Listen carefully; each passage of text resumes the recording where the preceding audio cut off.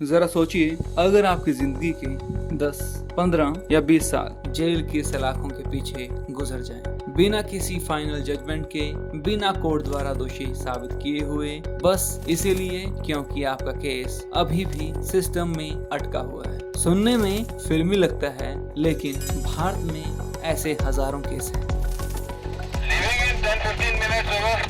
Roger, we'll give you a good reception. Over. आज भारत की न्याय व्यवस्था में लगभग 5 करोड़ केस पेंडिंग हैं और भारतीय जेलों में लगभग 70 से 76% कैदी अंडर ट्रायल प्रिजनर हैं। जानते हैं अंडर ट्रायल का क्या मतलब होता है? अंडर ट्रायल का मतलब है वो इंसान जिसे कोर्ट ने अभी तक दोषी साबित नहीं किया, यानी कानून की नजरों में वो बेकसूर है, इनोसेंट है। लेकिन भारत की जेलों में लाखों लोग ऐसे हैं जो सालों से इंतजार कर रहे हैं। Paper work, slow procedure, overloaded system, और ये सब करने के बाद भी अगर उन्हें कुछ मिला है तो वो है तारीख। तारीख पर तारीख, तारीख पर तारीख, तारीख पर तारीख, तारीख पर तारीख मिलती रही है, लेकिन इंसाफ नहीं मिला मिलोड, इंसाफ नहीं मिला।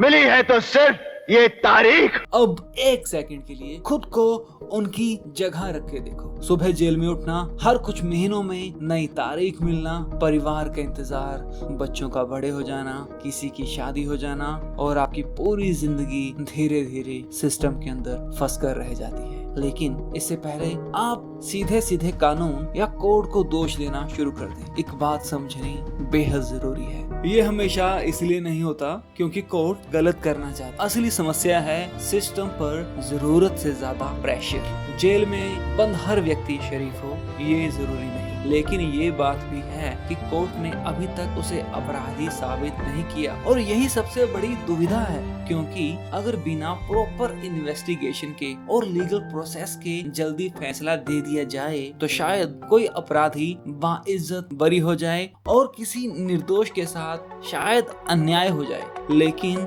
अगर सालों तक केस चलते हैं तो किसी इंसान की जिंदगी स्ट्रेस, इंतजार और अनसर्टेनिटी में बर्बाद हो जाती है, सारी जिंदगी निकल जाती है। तो ऐसे में सवाल ये उठता है, अगर हम करें तो करें क्या, बोले तो बोले क्या। वाह मोदी जी, वाह वाह। भारत की आबादी लगभग 150 करोड़ है और आज इंडिया की कोर्ट में लगभग 5 करोड़ केस पेंडिंग हैं, और इनमें से 4.5 करोड़ केसेस सिर्फ डिस्ट्रिक्ट और सब ऑर्डिनेट कोर्ट्स में हैं। अब दूसरी तरफ जज हैं सिर्फ 25 से 26 हजार, और इनमें से भी करीब 4800 से ज्यादा पोस्ट तो खाली पड़ी हैं।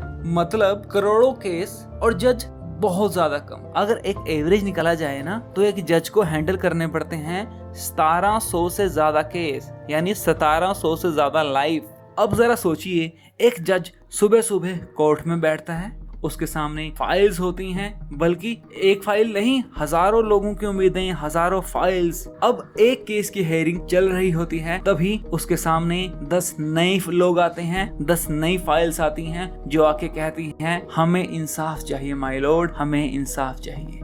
और अब ऐसे में काफी लोग ऐसे हैं जो बोलेंगे कोर्ट अपना काम और स्पीड में क्यों नहीं करती, कोर्ट काम फास्ट क्यों नहीं करती, इतना बर्डन क्यों ले रखा है, स्पीड में केस हैंडल करो। लेकिन रियलिटी इतनी ज्यादा सिंपल नहीं है। कोर्ट का काम सिर्फ जल्दी फैसला देना नहीं, बल्कि सही फैसला देना भी है। अगर एविडेंस प्रॉपरली चेक नहीं होगा, अगर विटनेस प्रॉपरली एग्जामिन नहीं होगा, लीगल प्रोसीजर फॉलो नहीं होगा, तो जल्दी के चक्कर में किसी निर्दोष इंसान के साथ भी गलत हो सकता है, और अगर सही इंसान के साथ ही अन्याय हो गया तो फिर जस्टिस सिस्टम का मतलब ही खत्म हो जाता है। और इसीलिए यहाँ मैं एक बात बिल्कुल साफ कर देना चाहता हूँ, ये वीडियो जुडिशरी या जजिस के खिलाफ नहीं है। असलियत ये है कि भारत के कई जज पहले से ही भारी प्रेशर में काम कर रहे हैं। समस्या किसी एक जज की नहीं है, समस्या है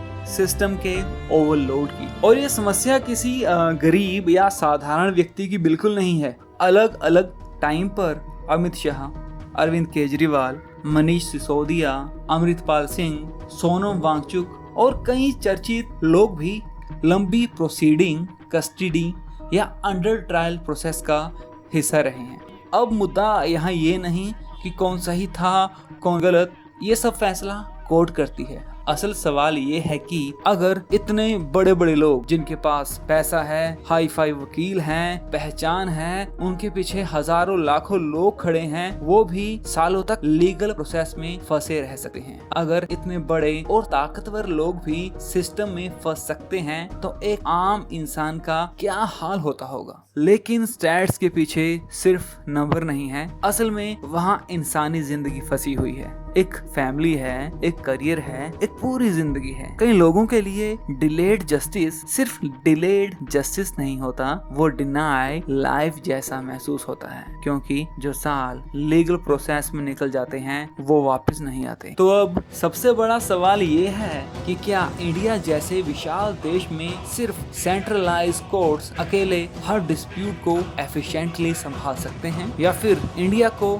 stronger ground level dispute resolution system की जरूरत है। आप ये मत सोचिए कि ये समस्या सिर्फ किसी और की है, क्योंकि जिस तरह सिस्टम पर दबाव बढ़ रहा है, ये संख्या आज 4 लाख है, कल को 5, 10, 20 लाख भी हो सकती है, और उन आंकड़ों में नाम आपका भी हो सकता है या किसी आपके अपने का, क्योंकि जब सिस्टम ओवरलोड हो जाता है तो उसका असर सिर्फ अपराधियों पर नहीं पड़ता बल्कि आम नागरिकों पर भी पड़ता है। और इसी को लेके राहत इंदौरी साहब ने कहा भी है, कोई आसमान थोड़ी है साहब, लगेगी आग तो आएंगे घर के ही जद में, लगेगी आग तो आएंगे घर के ही जद में, यहाँ पे सिर्फ हमारा मकान थोड़ी है।